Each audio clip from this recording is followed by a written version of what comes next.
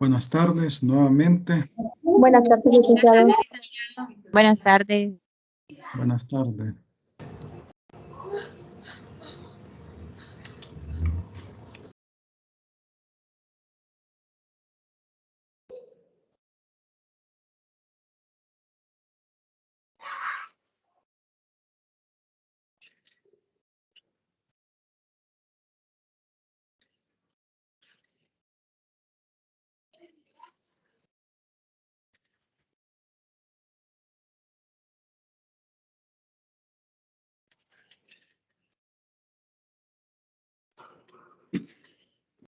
En este momento hay 12 personas conectadas, incluyéndome a mí. Son 11. Ah, no, 12, y hay 13. Vamos a esperar un momentito mientras se van incorporando a la clase.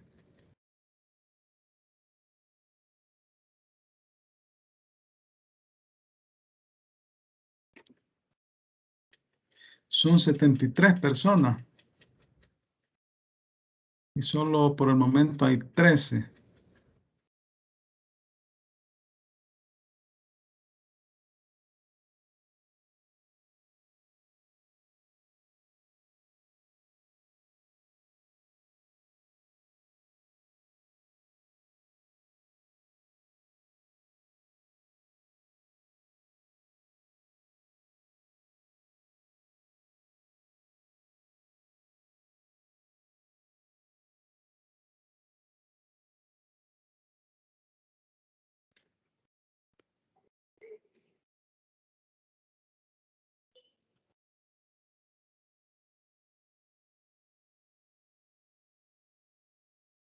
Bueno,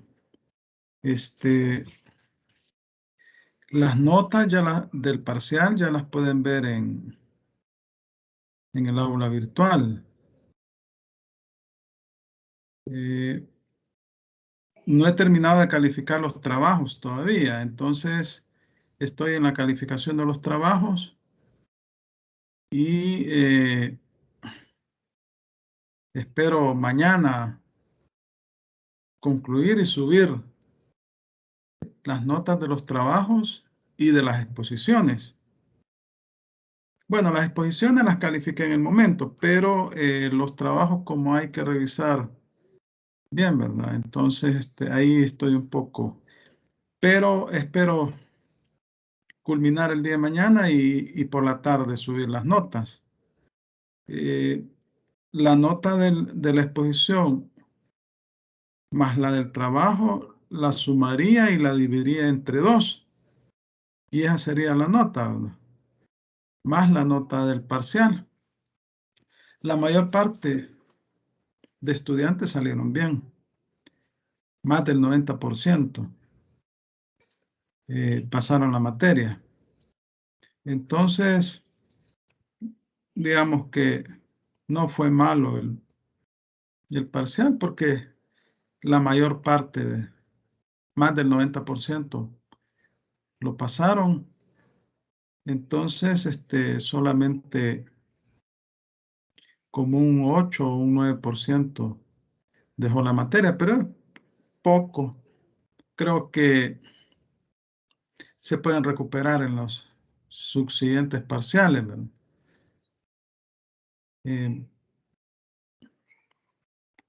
Ya tenemos 19 personas, 18.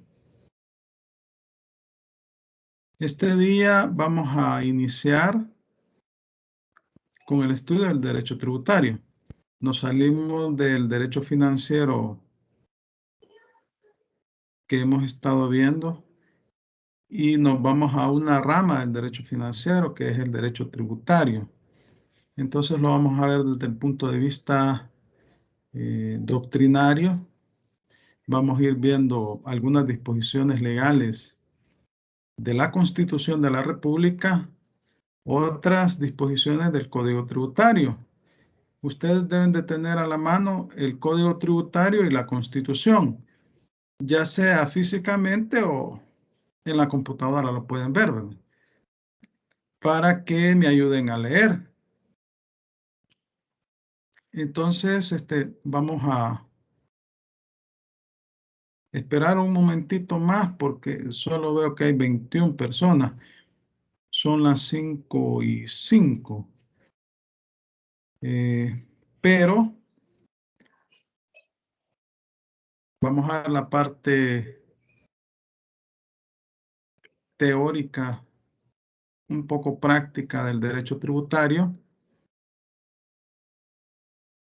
que esta sería la segunda unidad, para en la tercera unidad ya entrar a conocer la ley de impuestos sobre la renta.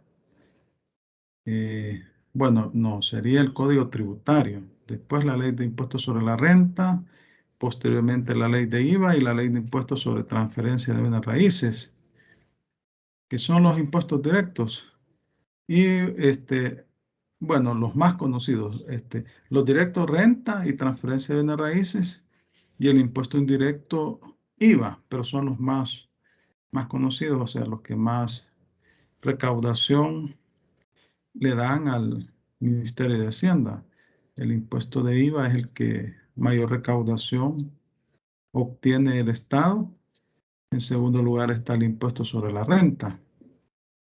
Y bueno, hay otros impuestos específicos al valor, en el impuesto de transferencia de bienes raíces. Cada vez que hay una compraventa de un bien inmueble, se causa este impuesto, siempre y cuando está dentro de los parámetros establecidos en el artículo 4 de esa ley. Son 250,000, de 250,000 colones en adelante, que en dólares habría que hacer la conversión ahí, ¿verdad?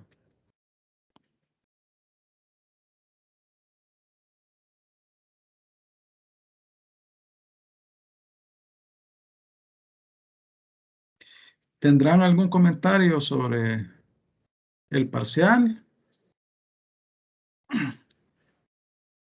¿O solamente cómo lo sintieron? ¿Sí? Solo una pregunta, y no podemos revisar cuáles salieron malas. Lo voy a habilitar más tarde. Es que lo que pasa es que he tenido un poco de problemas de conexión.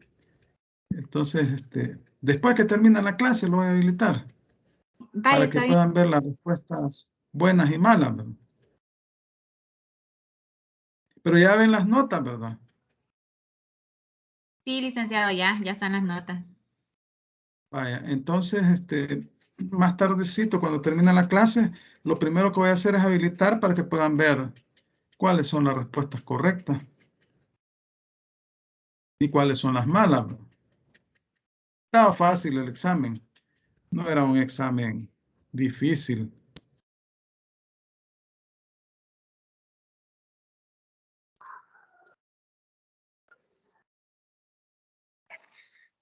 Hay algunos grupos que no subieron la presentación, 4 grupos no la subieron, pero bueno, de todos modos ya calificamos, bueno, ya estamos calificando. Y una persona no hizo el parcial, 72 personas se evaluaron, una persona no lo hizo. Supongo que va a ser el diferido. Tendría que ser el proceso.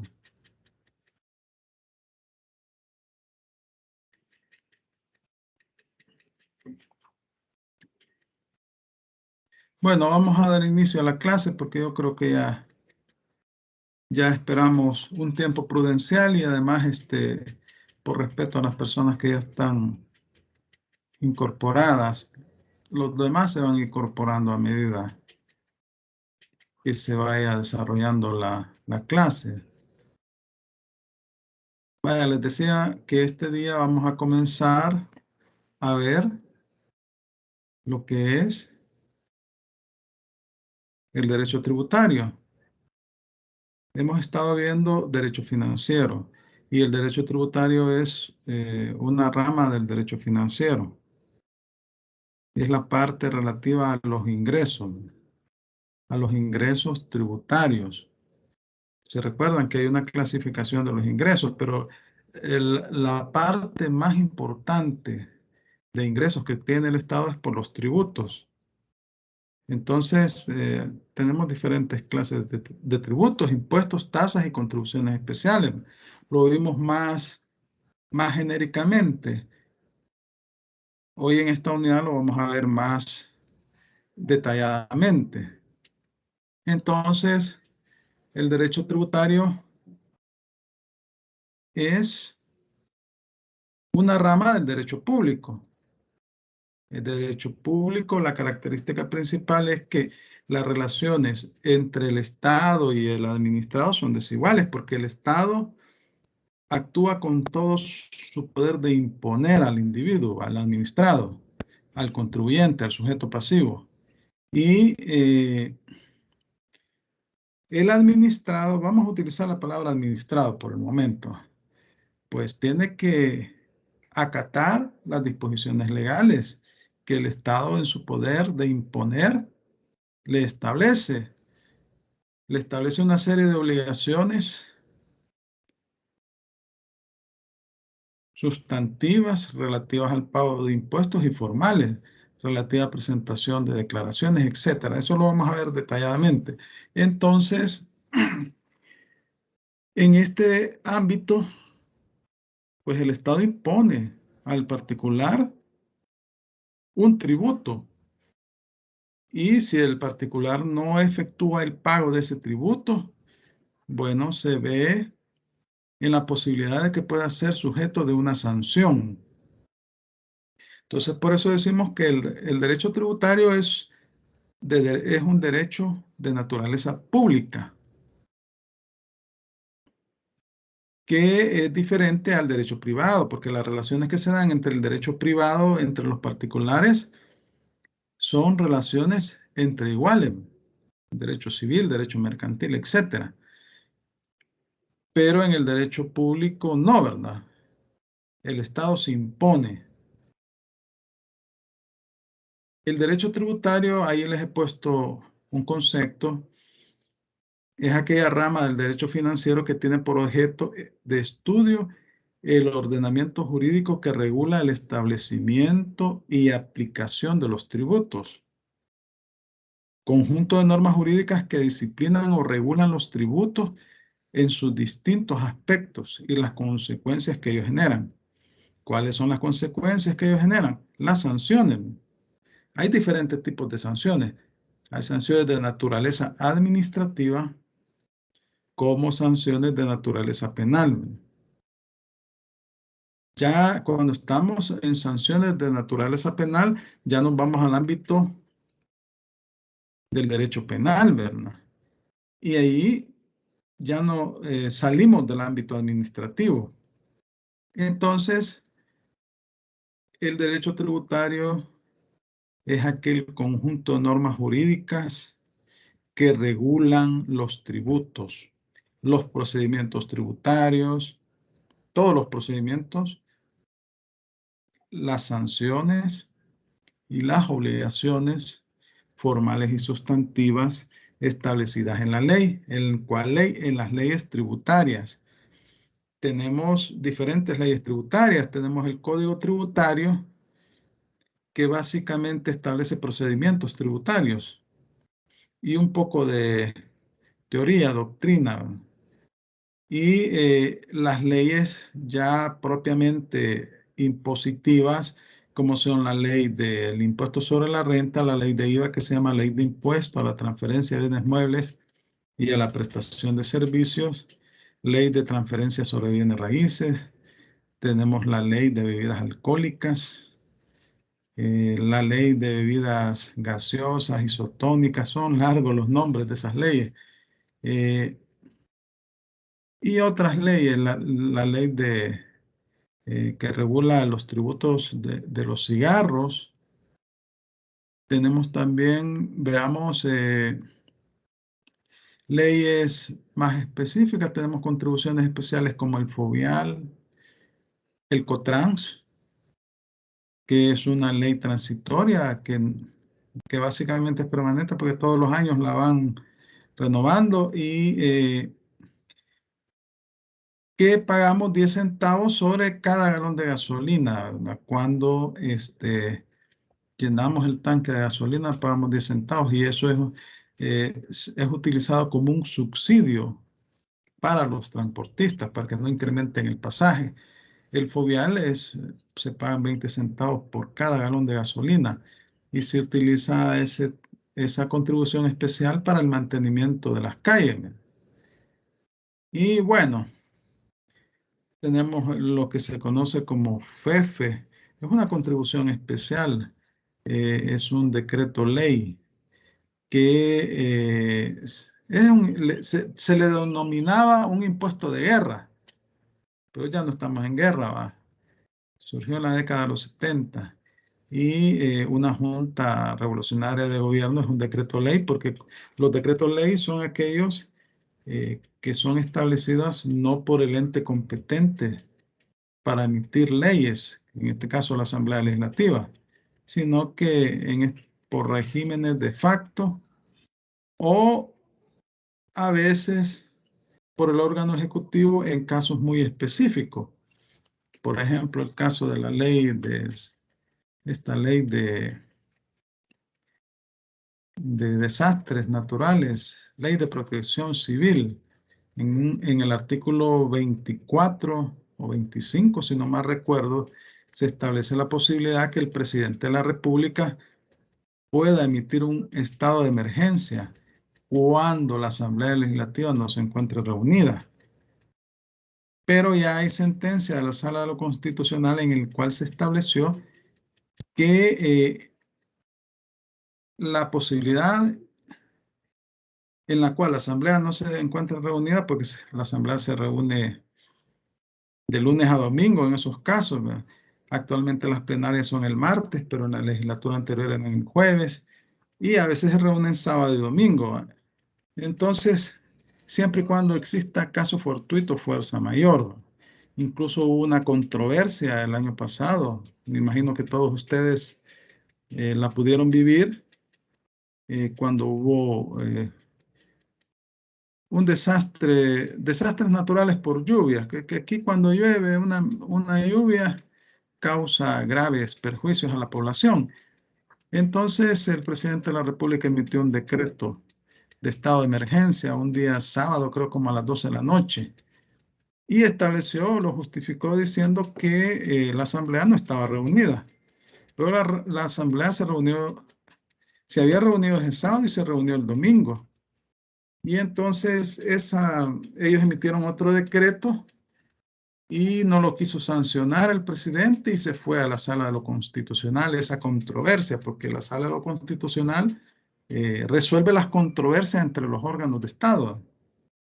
Y al final la Sala le dio la razón a la Asamblea Legislativa y estableció que únicamente cuando exista caso fortuito o fuerza mayor es que se va a reconocer esa disposición del artículo 24 de la Ley de Protección Civil. Entonces, esos son decretos leyes que no los emite no la Asamblea Legislativa, sino que un ente que no tiene esa competencia en la Constitución. Claro, cuando hay un golpe de Estado, lo primero que hacen los militares es disolver el Parlamento, disuelven la Corte Suprema de Justicia, y ellos hacen todo, ellos son todo. Y entonces el FEFE es un decreto ley.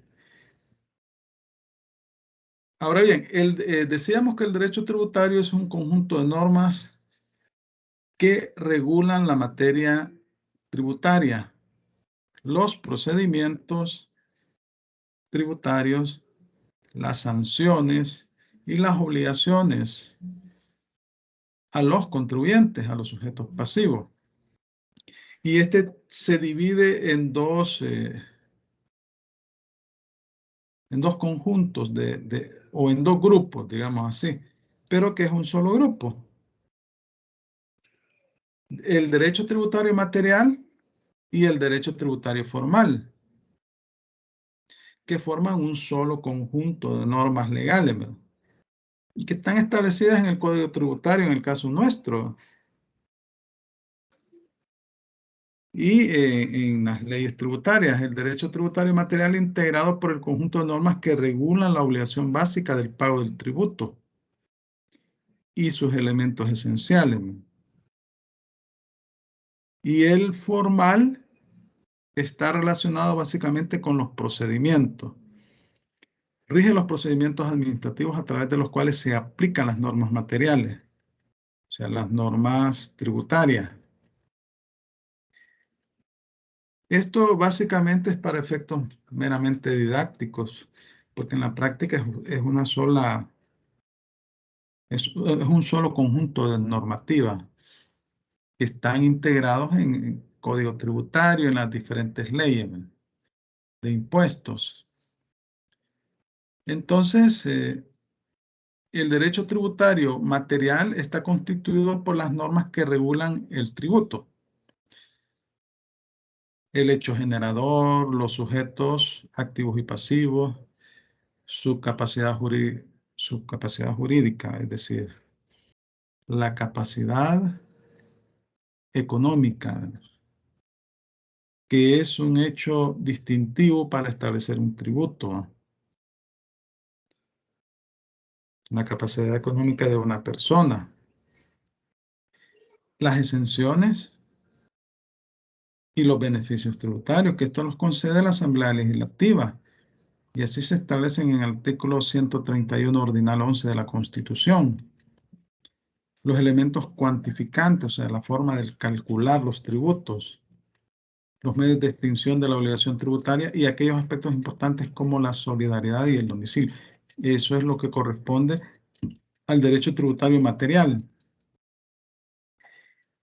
El derecho tributario formal está constituido por el grupo de normas que regulan la forma, el procedimiento que la administración tributaria y los administrados han de seguir en sus actuaciones para que las normas de derecho tributario material sean efectivas, para que los derechos y obligaciones que en ellas se reconocen se realicen, tienen un carácter instrumental adjetivo. Es decir, el derecho tributario formal básicamente son los procedimientos tributarios que están regulados en el Código Tributario y también los procedimientos relativos a la materia recursiva, los recursos. Solo tenemos un recurso en sede administrativa, el recurso de apelación, que es conocido por el Tribunal de Apelaciones de los Impuestos Internos y de Aduanas. Y después de la sede administrativa nos vamos a la judicial y ahí sí hay que acudir a los tribunales administrativos y como última instancia a la sala de lo contencioso administrativo. Forman parte del derecho tributario formal las normas que regulan la liquidación, la percepción y recaudación de los tributos, las que regulan el procedimiento para hacer efectivas las sanciones tributarias y el control y decisión de los recursos administrativos planteados por los interesados. Como les digo, existe un solo recurso, el de apelación. Cuando al contribuyente le notifican la liquidación, es decir, la liquidación de oficio, cuando llegó un auditor y estableció que no había declarado en forma correcta los impuestos y que le debe X cantidad al fisco, entonces el contribuyente puede recurrir ante el Tribunal de Apelaciones de los Impuestos Internos. Pero antes de eso hay un procedimiento de audiencia y apertura a prueba, que en conjunto suman 15 días. Ahí puede establecer alegatos y presentar pruebas. Y luego, bueno, los alegatos son los motivos por los cuales no está de acuerdo con esa determinación de impuestos, porque ahí le establecen impuestos dejados de pagar y le establecen sanciones por no haber pagado en forma correcta esos tributos. Y entonces después de eso tiene 15 días hábiles la autoridad administrativa, o sea, el Ministerio de Hacienda, tasaciones se llama. Hay una unidad de audiencia de apertura a pruebas y otra de tasación. Le notifican la resolución al contribuyente y una vez que le notifican la resolución, este tiene 15 días hábiles para recurrir ante el Tribunal de Apelaciones de los Impuestos Internos y Aduanas. Y tiene 9 meses para resolver. Y si le resuelven negativamente, entonces usted se va a los tribunales administrativos. Vaya, entonces, ¿cuál es el contenido del derecho tributario? Normalmente, esto estamos hablando en términos doctrinarios, didácticos, se divide en dos partes, la parte general y la parte especial. La general tiene como objeto de estudio aquellos conceptos básicos que permiten una comprensión adecuada del tributo.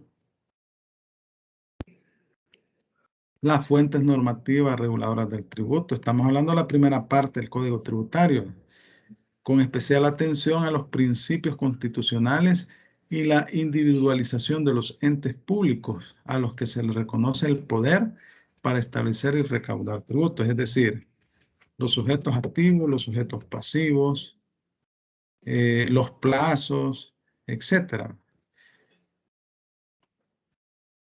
Debiendo completarse esta parte con los distintos procedimientos a través de los cuales se llevan a la práctica las normas tributarias. Estamos hablando de los procedimientos tributarios y el estudio de las infracciones y sanciones tributarias en caso de incumplimiento de las obligaciones tributarias. Las infracciones son las descripciones establecidas en la ley y la sanción es la multa. Por ejemplo, la infracción es la descripción de la conducta que es contraria a derecho. Un ejemplo sencillo. Establece la Ley General de Tránsito, de Transporte Terrestre y Tránsito, establece que pasarse un semáforo en rojo es constitutivo de una sanción, ¿verdad? Entonces la infracción es pasarse el semáforo en rojo, ¿verdad? Esa es la conducta que está descrita en la ley. Si usted se pasa el semáforo en rojo, será motivo de una sanción. Entonces, la infracción es pasarse el semáforo en rojo. Y la sanción es la multa establecida en la misma ley para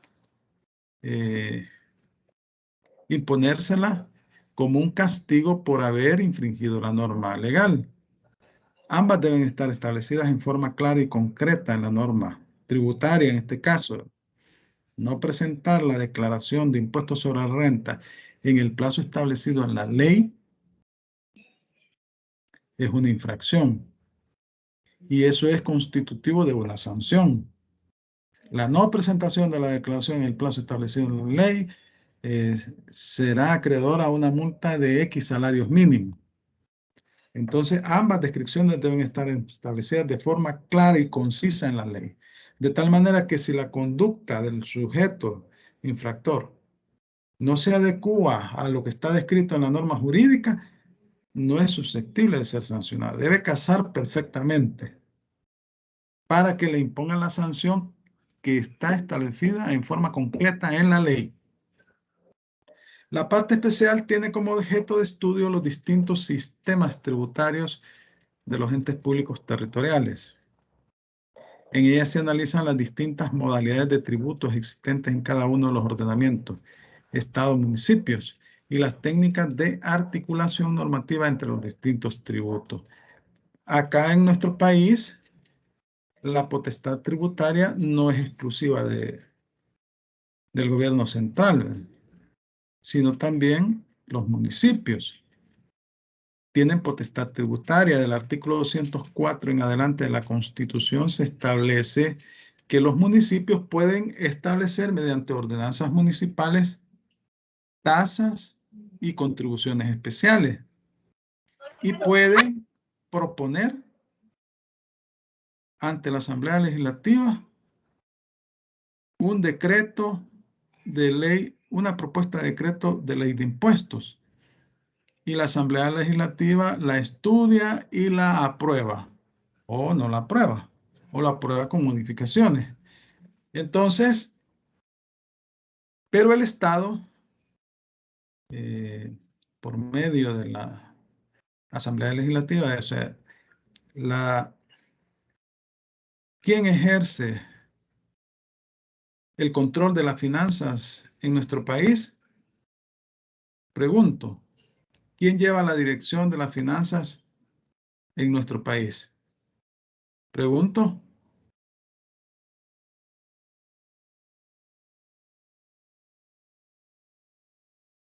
¿Están ahí? ¿Están por ahí? A ver, ¿Sí? Licenciado, no sé si el Ministerio de Hacienda. No sabe, dice, y no se acaba de evaluar. Pues. Sí, el Ministerio de Es el Hacienda. Ministerio de Hacienda.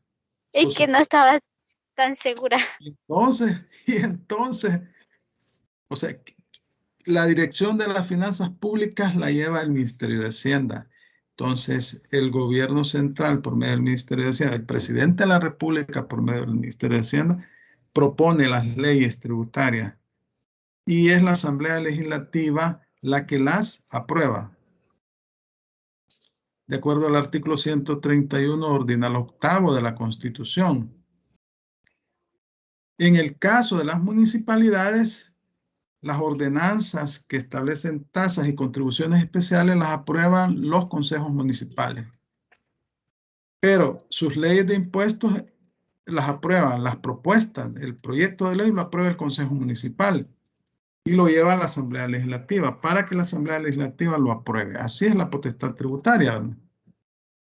Entonces, eso es lo que estudia la parte especial. El poder tributario, potestad de establecer tributo. ¿A quién le corresponde a esa potestad? Lo acabamos de decir, a la Asamblea Legislativa. ¿Y dónde está establecido? En el 131 ordinal sexto de la Constitución. Ahí se establece la potestad que tiene la Asamblea Legislativa para establecer tributos.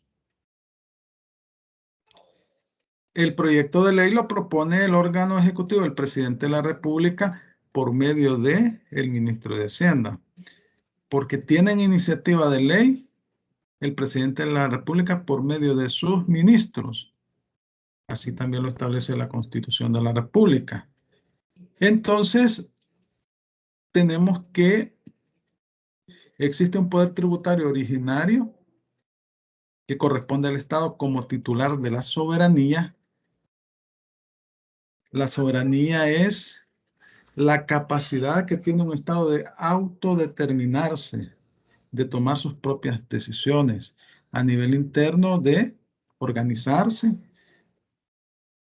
establecer sus normas jurídicas, etcétera, y a nivel externo, la capacidad de relacionarse con otros estados y tomar sus propias decisiones.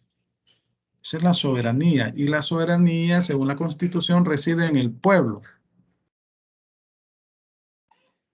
El poder tributario derivado corresponde a los entes públicos de nivel inferior al Estado, que disfrutan de dicho poder solo en la medida en que les viene atribuido por el propio Estado. Vaya, yo quiero que me lean el artículo 131 ordinal sexto de la Constitución. Alguien que tenga a la mano la Constitución o que la pueda ver ahí en su computadora. Entiendo yo que aquí hay abogados y contadores, ¿verdad? ¿Estoy en lo cierto, sí o no? Pregunto. Sí. Sí, ¿verdad? Hay unos estudiantes que son estudiantes de Derecho, no son abogados todavía, son estudiantes de Derecho. Y hay otros estudiantes otras personas que son estudiantes de Contaduría Pública. Entiendo que para Contaduría Pública es de tercer año esta materia. ¿Estoy o no en lo cierto? A ver si alguien me responde. Sí, está en lo cierto. Y para Derecho es de quinto año o de cuarto. ¿Algún estudiante de Derecho que me responda?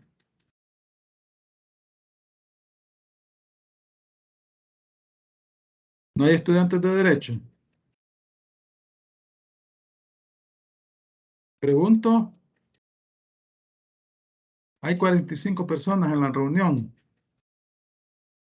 ¿De qué nivel es la materia de Derecho Tributario y Financiero en la carrera de Ciencias Jurídicas?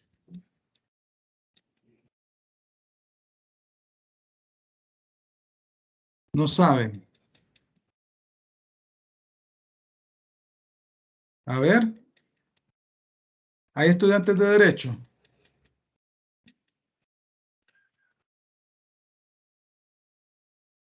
Creo que no hay, licenciado. No hay quizás, ¿verdad? Pero es que yo he visto ahí que veo que ponen ahí en los grupos estudiantes de Derecho. Bueno, no quieren responder por el momento. Vaya, la cuestión es que búsquenme el artículo 131 ordinal sexto de la Constitución y me lo leen, por favor. Buenas tardes, licenciado. Sí, El artículo 131 que dice corresponde a la Asamblea Legislativa. Estoy bien. ordinal sexto. Ordinal sexto. Decretar impuestos, tasas, demás contribuciones sobre toda clase de bienes, servicios e ingresos. Ahora léame el 11, el ordinal 11.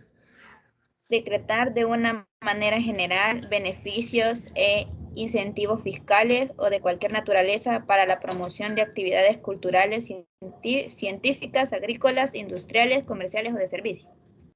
Vaya. Entonces, ahí tenemos el poder tributario originario, ¿verdad? Que le corresponde, de acuerdo con la Constitución de la República, a la Asamblea Legislativa. Entonces, ahora leamos el artículo 204 de la Constitución.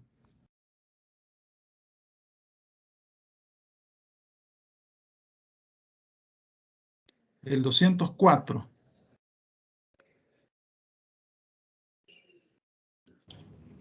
Todo, licenciado. Sí, no es muy grande usted. Ok. La autonomía del municipio corresponde, inciso 1, crear, modificar y suprimir tasas y contribuciones públicas para la realización de obras determinadas dentro de los límites que una ley general establezca. Aprobando las tasas o contribuciones con el Consejo Municipal, se mandará a publicar el acuerdo respectivo en el Diario Oficial y transcurridos que sean 8 días después de su publicación será obligatorio su cumplimiento. Inciso 2, decretar su presupuesto de ingresos y egresos. El 3, gestionar libremente en las materias de su competencia. El 4, nombrar y remover a los funcionarios y empleados de sus dependencias. El 5, decretar las ordenanzas y reglamentos locales. Y por último, el 6, elaborar sus tasas de impuestos y las reformas a la misma para promoverlas como ley a la Asamblea Legislativa. Vaya, entonces vemos que el primero y el sexto, ahí se establece, en el primero se establece la potestad tributaria derivada en el caso de los municipios, que ellos pueden establecer por medio de ordenanzas municipales tasas y contribuciones especiales. Y en el sexto podemos ver que en el caso de materia tributaria solamente pueden proponer proyectos de decreto y quien los apruebe es la Asamblea. Ahí hablamos de poder tributario originario.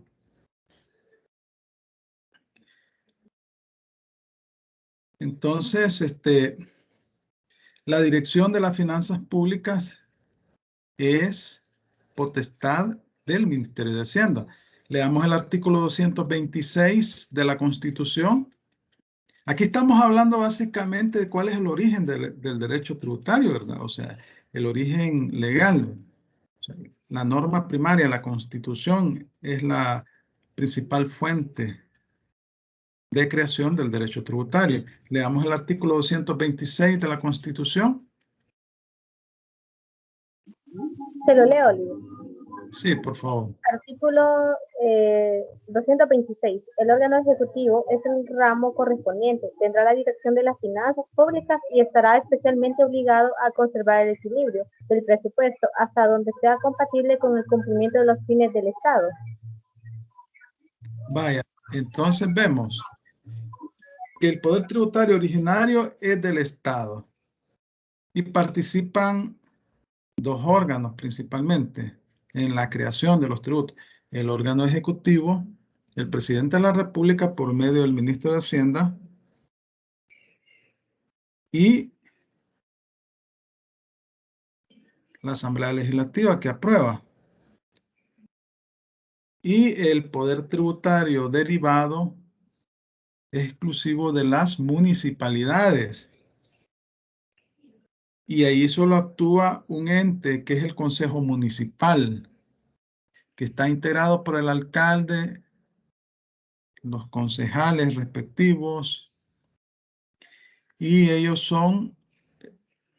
actúan como órgano ejecutivo y órgano legislativo, ¿verdad? Tienen ambas funciones. Ellos aprueban. Bueno, el síndico también, ¿verdad? Ahí está, hay un síndico en los consejos municipales. Ellos aprueban por medio de ordenanzas, tasas y contribuciones especiales. Pero en materia de impuestos, solo la Constitución les da competencia para que proponga su ley de impuestos a la Asamblea. Y es la Asamblea Legislativa la que la aprueba. Claro, obviamente que otro funcionario que no sea el Consejo Municipal no puede proponer una ley de impuestos en la Asamblea. Es decir, que un diputado venga y diga, propongo la ley de impuestos de San Salvador.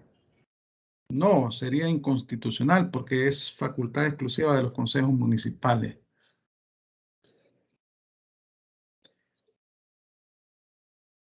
Entonces, el poder tributario es la facultad de dictar normas jurídicas que crean tributos y posibilitan su cobro. Existe un procedimiento de cobro de la deuda tributaria, tanto por parte del Ministerio de Hacienda, el Estado por medio del Ministerio de Hacienda, como también las municipalidades cuando uno no paga las tasas.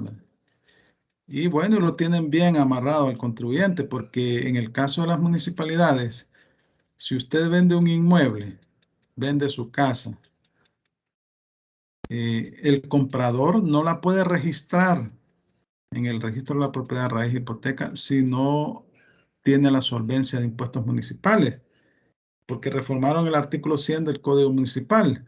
Igual sucede con el gobierno central.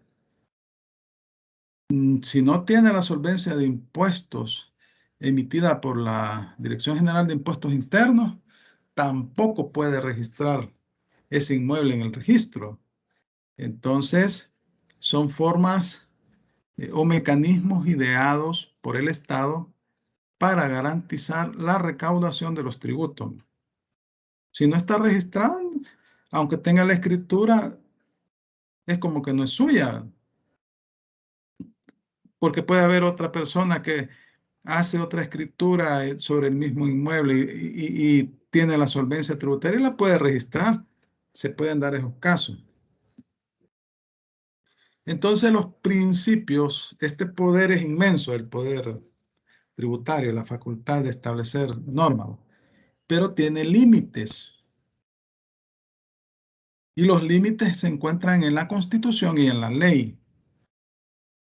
Los límites al poder tributario son los principios. Y tenemos el principio de legalidad que se encuentra recogido en el Código Tributario y en la misma Constitución de la República. En el artículo 231 de la Constitución se establece que no se pueden establecer contribuciones o tributos si no es en virtud de una ley. O sea, los impuestos no se pueden establecer sino en virtud de una ley. Es decir, no se pueden establecer impuestos por medio de un reglamento o de una ordenanza municipal, debe ser por medio de la ley. Y en el caso del Estado, del gobierno central, sea impuesto, tasa o contribución especial, debe ser por medio de una ley. En el caso de las municipalidades, debe ser por medio de una ley los impuestos, pero las tasas y las contribuciones pueden establecerlas por ordenanzas municipales porque así lo establece el artículo 204 de la Constitución. Entonces, el principio de legalidad es el límite formal respecto al sistema de producción de las normas. Y son garantías materiales. Las garantías son protecciones a favor de las personas. Los principios de capacidad contributiva, generalidad, igualdad, proporcionalidad, equidad y no confiscatoriedad.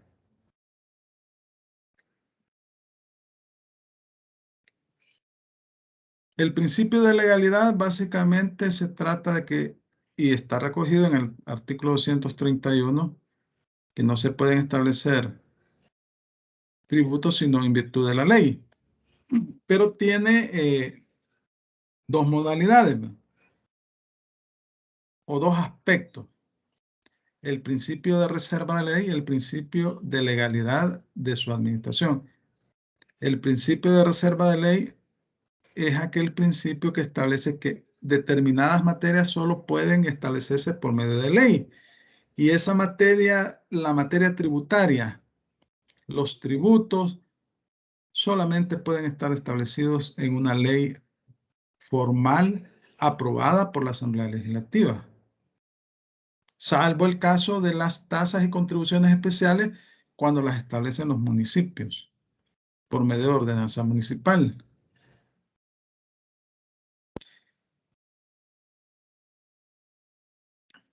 Luego, el principio de legalidad de su administración, ahí es un límite a la actuación de los funcionarios. Es decir, el funcionario debe actuar apegado a la ley, a la normativa legal.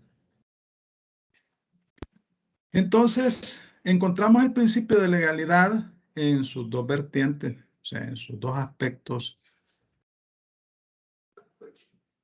En el artículo 231 y en el 131 ordinal sexto que acabamos de leer, ¿verdad? Leamos el 231 de la Constitución. Leamos el artículo 231 de la Constitución.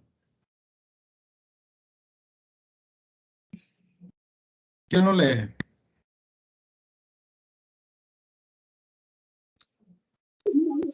¿Se lo leo, licenciado?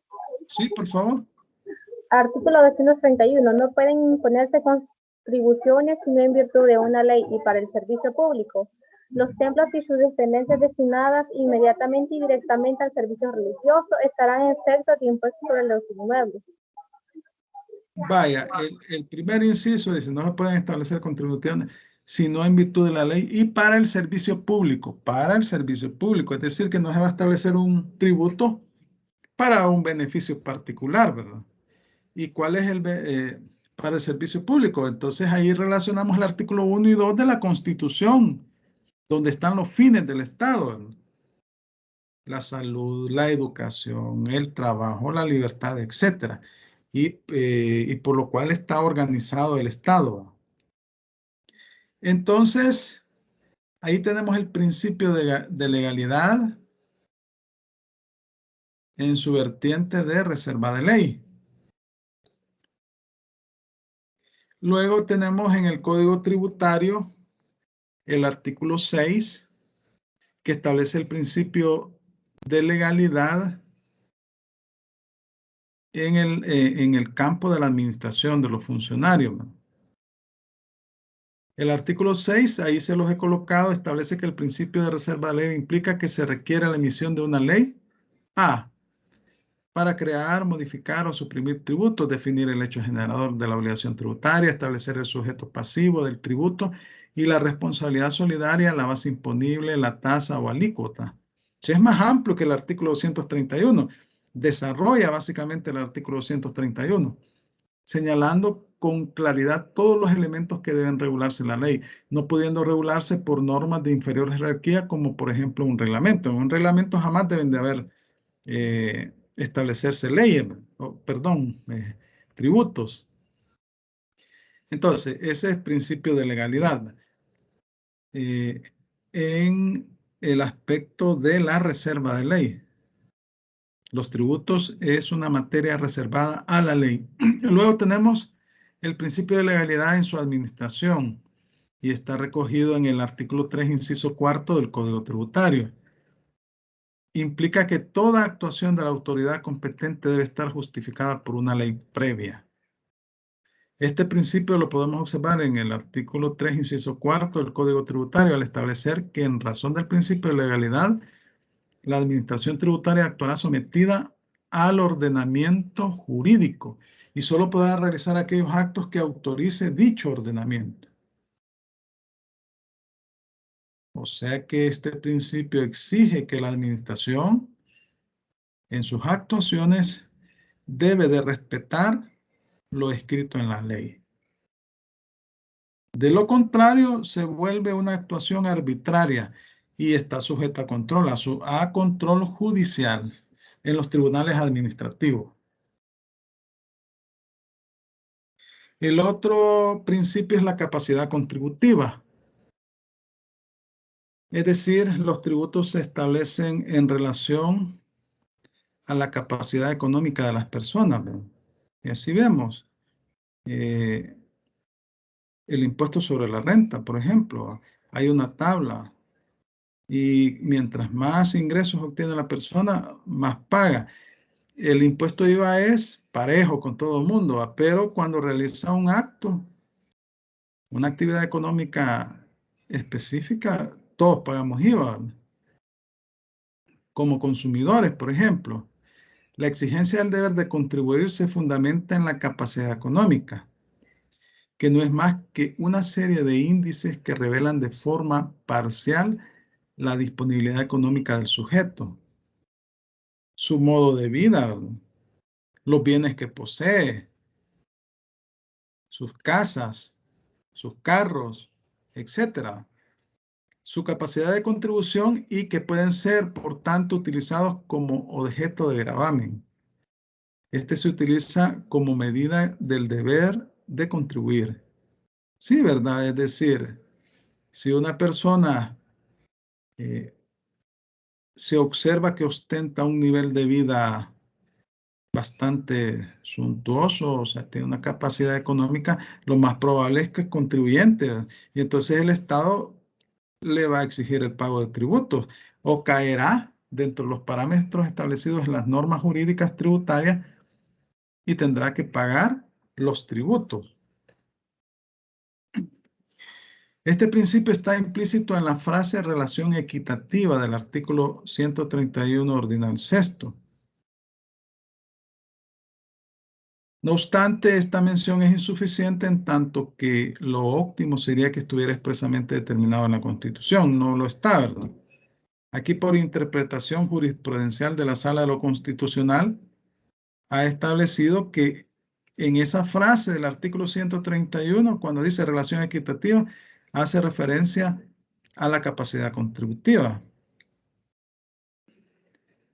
Es decir, cuando hablamos de equidad, la relación equitativa es que las personas pagarán los tributos en relación a su capacidad económica. Y no todas las personas tienen la misma capacidad económica. Unos tienen más, otros tienen menos.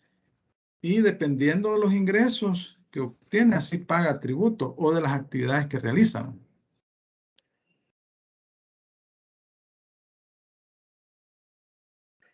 Entonces, a eso se refiere la capacidad contributiva. Aquellas personas que tienen mayores ingresos o tienen mayor capacidad contributiva deben de contribuir más a los gastos del Estado, porque el Estado tiene fines específicos.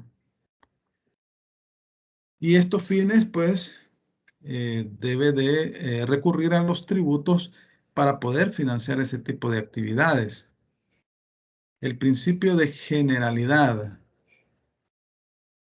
Este principio no supone que todos deben efectivamente pagar tributo, sino que deben pagar los que, a la luz de los principios constitucionales y de las leyes que los desarrollan, tengan la necesaria capacidad contributiva, puesta de manifiesto en la realización de los hechos imponibles tipificados en la ley. Es decir, que no puede eximirse a nadie de contribuir por razones que no sean la carencia de capacidad económica. Está íntimamente relacionado con el anterior.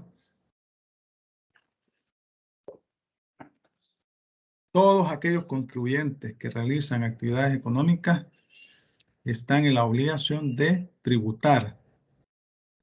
Pero las personas que no tienen capacidad económica no los obliga la ley a tributar. Claro, entonces van a decir ustedes, si todos pagamos IVA, sí, no tenemos capacidad económica, porque el IVA es un impuesto indirecto, pero el contribuyente es el que lo recauda y lo paga al fisco. Entonces, quien tiene capacidad contributiva, capacidad económica, es quien debe de pagar los tributos en forma pareja, salvo las personas que, o sea, no son contribuyentes. Lo anterior no implica que necesariamente todos tienen que pagar, sino que no puede eximirse a nadie de contribuir por privilegios personales, de clase, linaje o casta, o por categoría social, sexo, nacionalidad, edad o religión en la actual, etcétera. Artículo 3, inciso primero, segunda parte de la Constitución. Ahí, en el artículo 3 de la Constitución se establece el principio de igualdad. Pero el principio de igualdad establece que la ley se aplicará de igual forma para todas las personas, pero establece límites en su aplicación. Es decir, las partes o las personas en condiciones iguales se les va a aplicar la ley en la misma forma. Pero los que están en condiciones desiguales, no, ¿verdad? En el caso de los tributos, ¿verdad? O sea, pueden haber dos contribuyentes. Un contribuyente que tiene una cadena de supermercados y un contribuyente que tiene una venta de cereales, ¿verdad? Entonces, la ley en ese caso no se aplica de igual forma.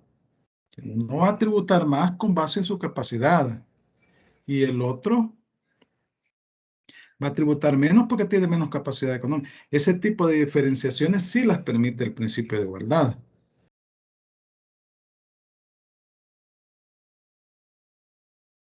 Puede verse desde dos sentidos, subjetivo y objetivo. El primero requiere que todos deben de contribuir de acuerdo a su capacidad económica. El segundo establece que todo acto, hecho, negocio jurídico que revele capacidad contributiva debe estar tipificado como hecho imponible. Y así vemos en el artículo 1 y 2 de la Ley de Impuestos sobre la Renta, la obtención de rentas, un hecho generador. En el caso de la Ley de Impuesto de IVA, Ley de Impuesto a la transferencia de bienes muebles y a la prestación de servicios, se establece como hecho generador la transferencia de bienes muebles corporales, la prestación de servicios, como actividades económicas de una persona que se encuentra inscrita. Y si no se encuentra inscrita, lo más probable es que la van a inscribir si realiza actos de comercio, actividad económica. Este principio tiene por límites las exenciones y los beneficios tributarios. Ya leímos el artículo 131 ordinal 11 de la Constitución, en donde se establece que la Asamblea Legislativa puede establecer beneficios e incentivos fiscales para promover determinadas actividades de carácter general. Es decir, que los beneficios e incentivos fiscales no van para una persona en específico, deben ser genéricos, aunque a veces en la Asamblea Legislativa se ha desnaturalizado este principio, porque se establecen exenciones particularizadas de impuestos. Y la Constitución es clara cuando establece que las exenciones deben de ser de carácter general y para promover actividades específicas, culturales, etcétera. Entonces, eso es lo que establece. De hecho, ya lo leímos, lo voy a volver a leer yo para que ustedes. El 131 ordinal 11. Corresponde a la Asamblea Legislativa, dice el artículo 131, decretar de una manera general beneficios e incentivos fiscales o de cualquier naturaleza para la promoción de actividades culturales, científicas, agrícolas, industriales, comerciales o de servicios. para promover en forma genérica, no en forma específica, conforme a los cuales ciertas personas no tributan o tributan menos por los incentivos fiscales, pese a configurarse el hecho imponible, el hecho generador. Dichos límites son válidos siempre que tengan carácter excepcional y se encuentren fundados en razones económicas, sociales o políticas, pero nunca en razón de privilegio. Y así lo establece el 131 ordinal 11 de la Constitución de la República. Por tanto, las concesiones de beneficios tributarios pueden ser justificadas y constitucionalmente legítimas siempre que sean a favor de ciertas actividades otorgadas por la Asamblea Legislativa de acuerdo a la facultad que le da el artículo 131 ordinal 11, y cual establece que corresponde a la Asamblea Legislativa decretar de una manera general beneficios e incentivos fiscales o de cualquier naturaleza para la promoción de actividades culturales, científicas, agrícolas, industriales, comerciales o de servicios.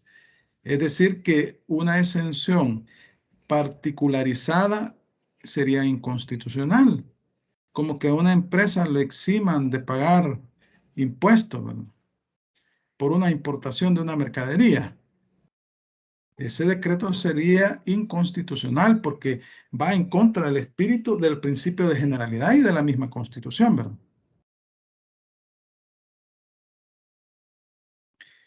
Principio de igualdad está establecido en el artículo 3, ¿verdad? Todos estos principios están íntimamente ligados y son límites a la potestad tributaria que tiene el Estado. Es decir, que no solo se trata de establecer impuestos sin considerar los derechos individuales de las personas que se encuentran protegidos en la Constitución de la República. Se traduce en la capacidad contributiva, en tanto la igualdad exige que situaciones económicamente iguales sean tratadas de la misma manera, atendiendo a que la capacidad económica que se pone de manifiesto es la misma. Como complemento de dicha premisa, debe entenderse, por tanto, que situaciones económicas desiguales deben ser tratadas de diferente forma. Sí, ¿verdad? O sea, no es lo mismo las cadenas de supermercados, que son grandes contribuyentes, no tributan igual, ¿verdad?, que los negocios del mercado, que, bueno, hay bastante actividad informal, que son personas que no están inscritas en IVA ni en renta. Pero supongamos aquellos pequeños negocios que sí están inscritos, entonces obviamente que el trato es diferenciado, es desigual, tributan menos, ¿verdad? El principio de igualdad no solo implica la igualdad ante la ley, sino también la igualdad en cuanto a la aplicación a circunstancias iguales. Debe existir la misma decisión de la autoridad competente. De existir una diferencia, debe ofrecerse una fundamentación razonable para ello. Imagínense que dos cadenas de supermercados llega una fiscalización de impuestos internos y emiten una resolución que debe pagar X cantidad de impuestos. Luego, estos fueron un grupo de auditores. Luego allá en la otra cadena emiten otra resolución y con diferentes criterios establecen que no debe pagar tributos. Cuando las circunstancias son similares. Entonces, ahí estamos viendo un criterio distinto en situaciones semejantes, ¿verdad? Eso no lo permite la ley. Obviamente que el contribuyente, probablemente sin darse cuenta de que existe otra resolución con un criterio diferente y en las mismas circunstancias, con criterios distintos, porque son diferentes auditores, pero la entidad que emite la resolución es la misma, la Dirección General de Impuestos Internos, que tiene un grupo de auditores, abogados, departamentos jurídicos, y es el Director General de Impuestos Internos el competente, ¿verdad? Imagínense, emiten bajo las mismas circunstancias criterios distintos. Eso no es permitido por la Constitución. Vulnera el principio de igualdad. El principio de igualdad tributaria debe aplicarse teniendo en cuenta los principios de generalidad y progresividad que en su conjunto deben lograr el mejor reparto de los gravámenes tributarios. Entonces, se debe aplicar la ley en iguales circunstancias. A las personas que se encuentran en iguales circunstancias se les debe aplicar bajo los mismos criterios y no a criterio antojadizo del funcionario, ¿verdad? Entonces, situaciones económicamente iguales deben ser tratadas de la misma manera y las situaciones desiguales también se deben tratar en la misma forma.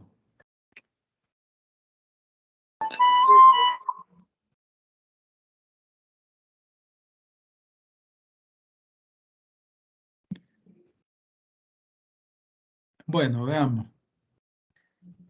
El principio de proporcionalidad. La fijación de contribuciones por los habitantes del Estado debe hacerse en proporción a sus singulares manifestaciones de capacidad contributiva. Todos los principios, como ven, están íntimamente ligados y relacionados, ¿verdad? La capacidad contributiva. Esto no significa prohibir la progresividad del impuesto, ya que en la actualidad se establece una proporcionalidad graduada.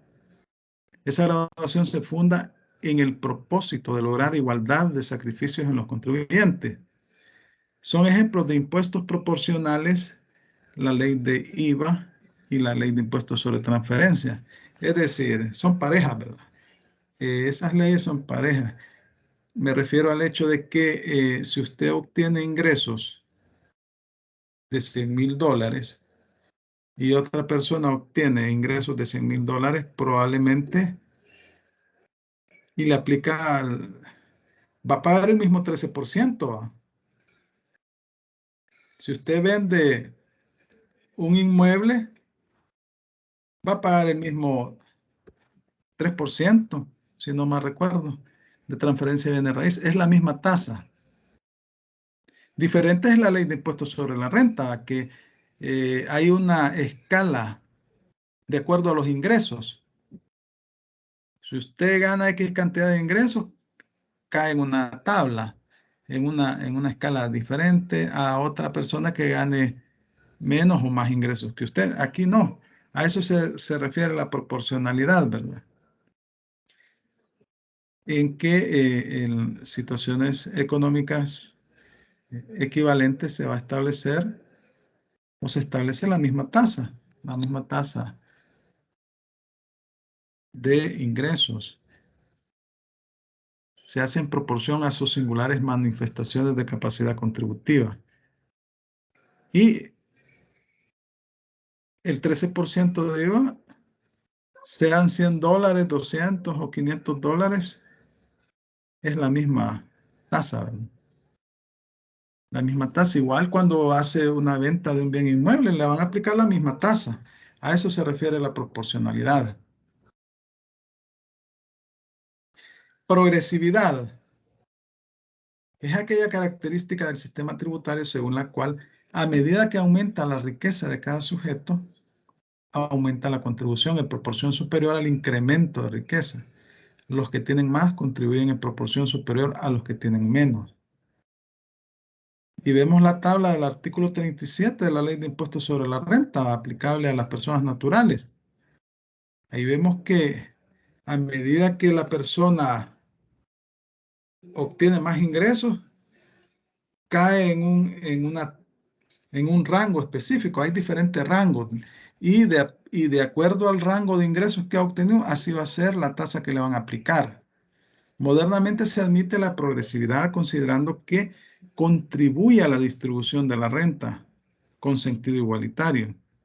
Su aceptación y legitimidad se funda sobre la base de la solidaridad social, en cuanto exige más a quien posee mayor riqueza en relación a quien posee menos, porque se supone que el rico puede sufragar sin mayor sacrificio de su situación personal. Y bueno, hablamos del impuesto sobre la renta. Estos son los impuestos progresivos, ¿verdad? Que a mayor ingreso se le aplica una tasa diferenciada en proporción al ingreso que obtiene el sujeto pasivo. En eso consiste la progresividad. Equidad representa el fundamento filosófico de la justicia en las contribuciones, lejos de imponer un principio concreto de orden económico o jurídico propio de la legislación positiva, constituye el criterio de valoración de ese mismo ordenamiento positivo. La equidad se confunde con la idea de justicia y en tal carácter pasa a ser el fin del derecho. No basta que la norma se someta al principio de legalidad, que debe estar establecida en la ley en forma clara y precisa, sino que además ella debe ser justa para ser constitucional. La equidad se traduce en la razonabilidad del tributo.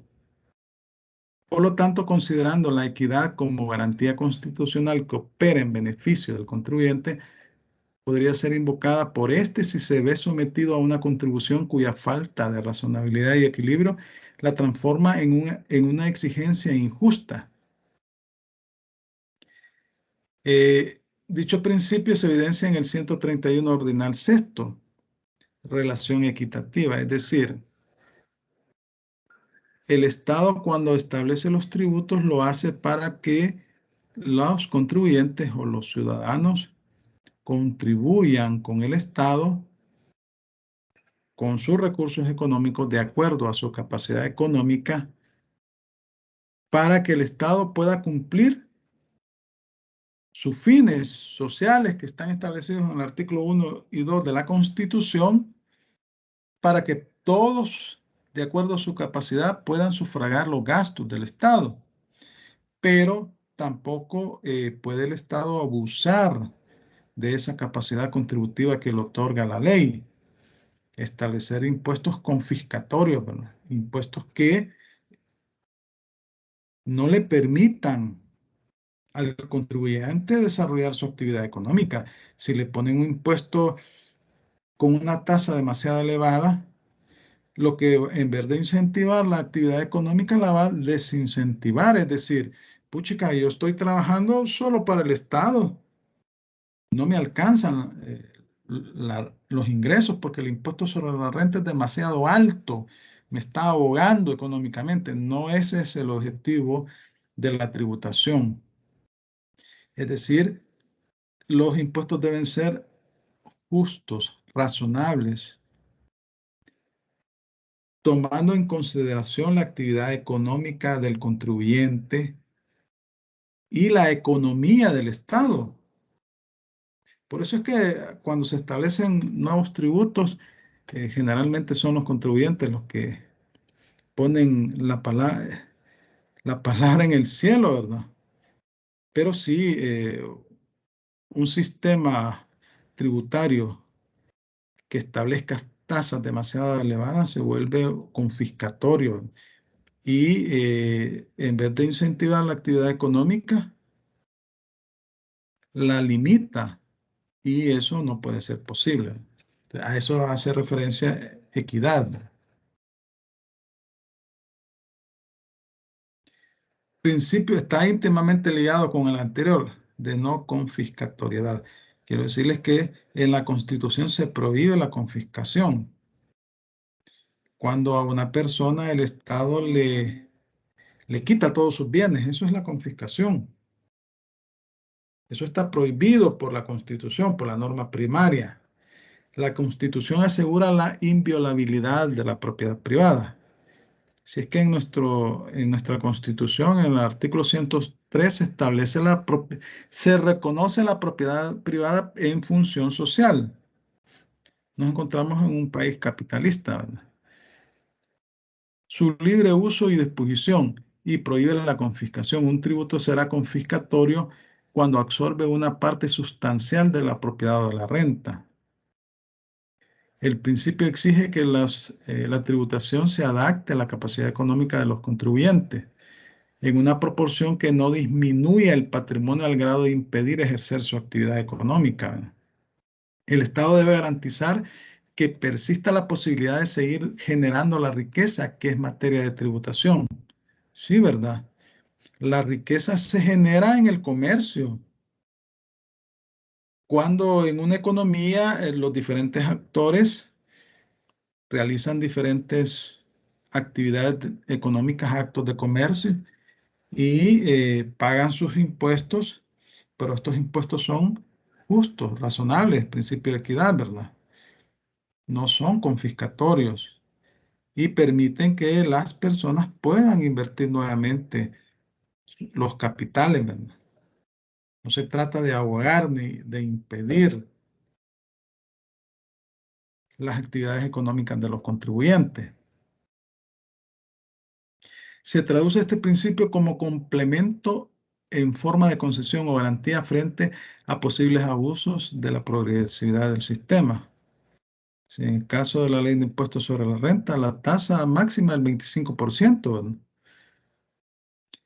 En nuestro país conviene advertir que en aquellos casos en que una ley crea un tributo que produce un efecto confiscatorio o de anulación del derecho de propiedad, el precepto sería inconstitucional en virtud del artículo 106, inciso final, inciso quinto de la Constitución, que dispone se prohíbe la confiscación, ya sea como pena o en cualquier otro concepto.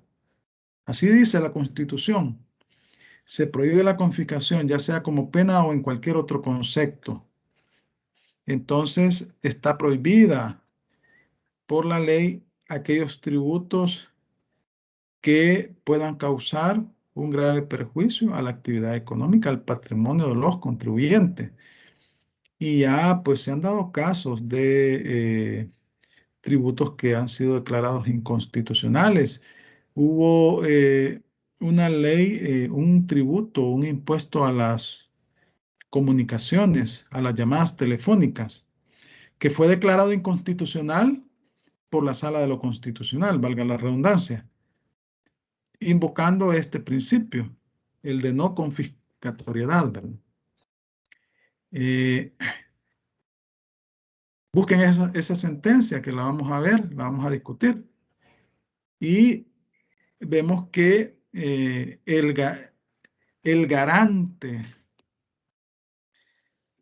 de la aplicación de estos tributos es el órgano judicial y en materia constitucional la Sala de lo Constitucional. O sea que existe un control al órgano ejecutivo y a la Asamblea Legislativa, porque la Asamblea Legislativa es la que aprueba los tributos, ¿no? Un control judicial, que es un límite a su potestad regulatoria, a su potestad tributaria de imponer tributos, ¿no?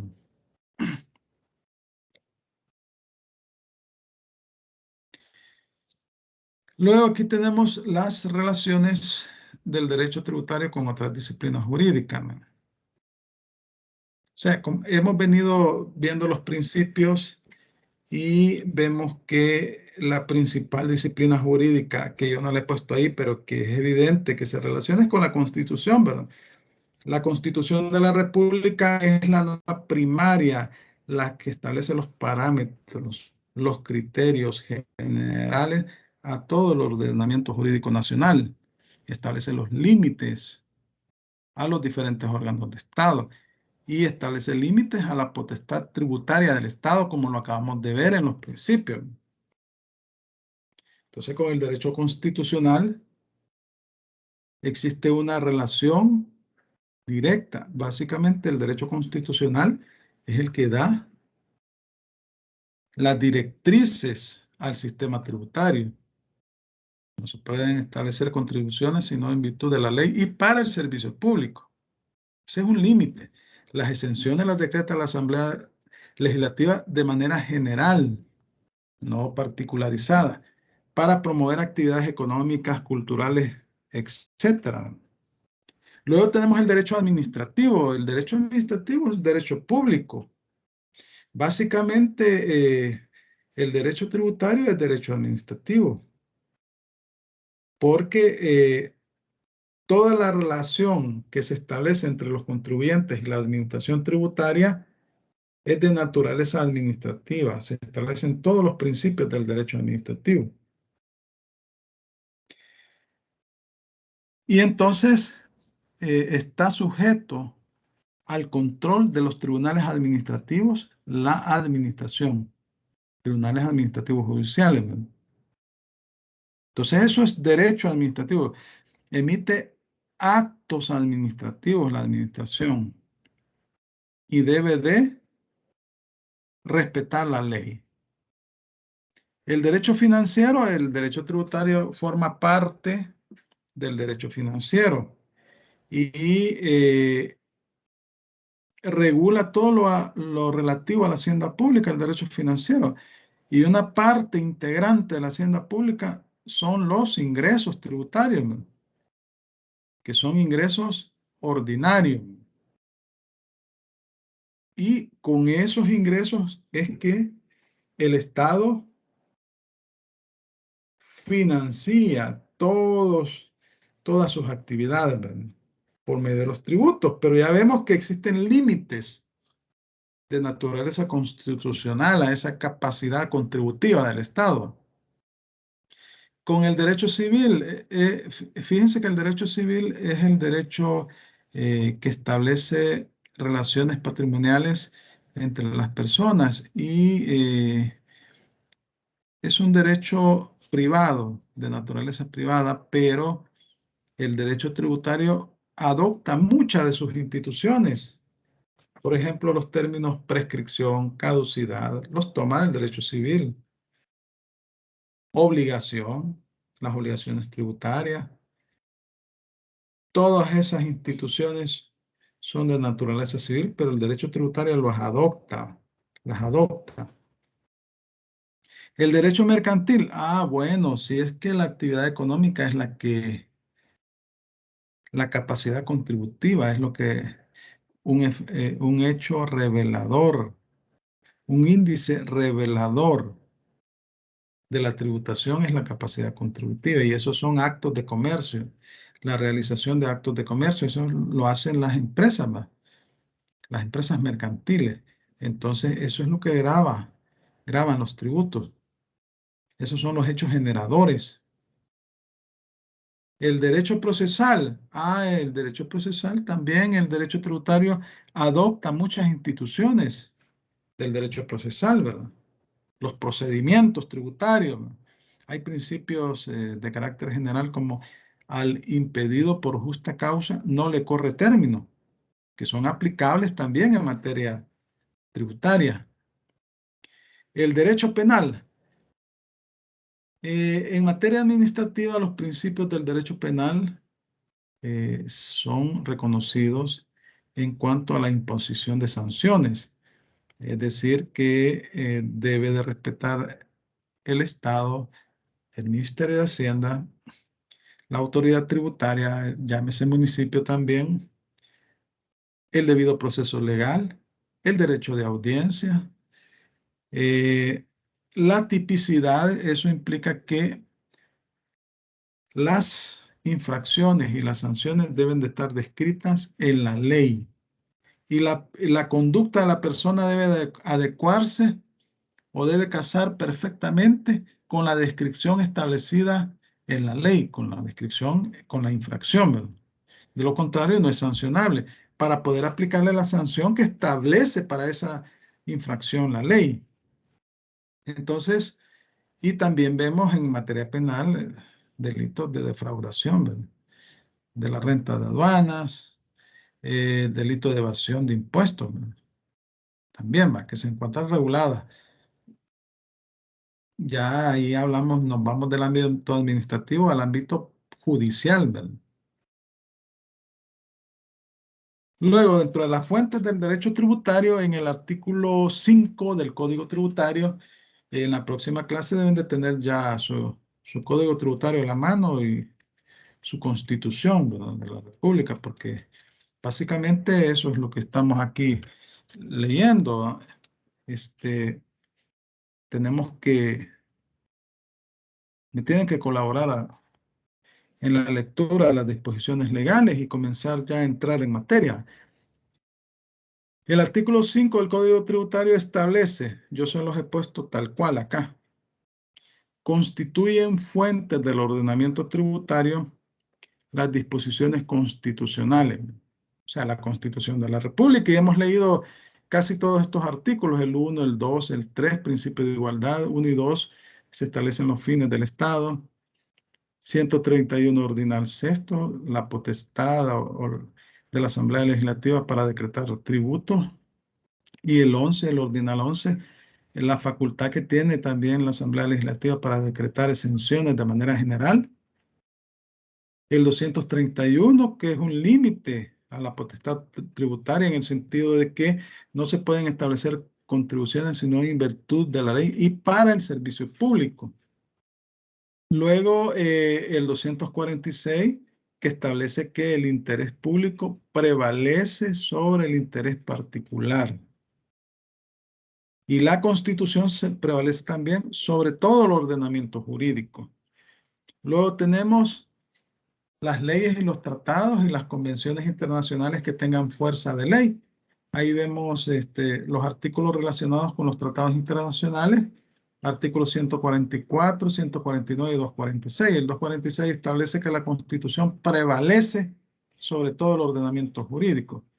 El 144 y 149 establece el procedimiento para aprobar los tratados internacionales, ¿verdad? Que eso lo hablamos en la unidad 1.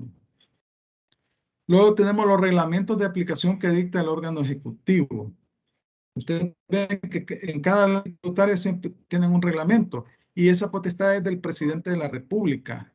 El presidente de la República es el que establece las normas reglamentarias y está establecido en el 168 ordinal 14 de la Constitución. Ustedes vayan estas disposiciones. La jurisprudencia sobre procesos de constitucionalidad de las leyes tributarias. ¿Quiénes establecen jurisprudencia? Los tribunales superiores en materia judicial. Estamos hablando de la Sala de lo Constitucional, la Sala de lo Contencioso Administrativo, las salas de la Corte Suprema y las cámaras. Los tribunales de mayor jerarquía. Y dice este artículo, y ahí está el 183 que establece la facultad del órgano judicial. Supletoriamente constituirán fuentes del ordenamiento jurídico, habla la Sala de lo Constitucional, la Sala de lo Contencioso y el Tribunal de Apelaciones. Y yo se los he puesto en rojo porque el Tribunal de Apelaciones es un tribunal administrativo. Jamás un tribunal administrativo va a establecer jurisprudencia, porque ahí se establece que 3 sentencias emitidas en el mismo sentido por esos tribunales va a constituir doctrina legal. Eso es aplicable en lo relativo a la Sala de lo Constitucional, Sala de lo Contencioso, pero no en cuanto al Tribunal Administrativo, el Tribunal de Apelaciones. Eso es un error, un evidente error o desconocimiento de las personas que redactaron esa disposición legal del Código Tributario, porque eso no es jurisprudencia, no es doctrina legal. Se llama precedente administrativo, que son las prácticas reiterativas del derecho efectuadas por un tribunal administrativo. Bueno, ya son las 6:29. No sé si tienen alguna consulta sobre este tema. Y si no, pues una consulta general que la podamos evacuar en este momento. Y si no, pues les agradezco su atención. ¿No hay comentarios? No, todo bien, licenciado. Bueno, entonces, les voy a, como saben, yo siempre les estoy subiendo las clases. Esta clase está siendo grabada y también les subo la presentación para que ustedes vean ahí. Cualquier consulta, pues, ustedes me la pueden hacer ya sea en forma directa en la clase o por medio de mensajito, ¿verdad? Ahí en el aula virtual. Entonces, pasen una feliz noche y gracias por su atención. Buenas noches a todos. Gracias. Buenas noches, licenciado. Bueno. Buenas noches, licenciado. Buenas noches, licenciado. Buenas noches a todos.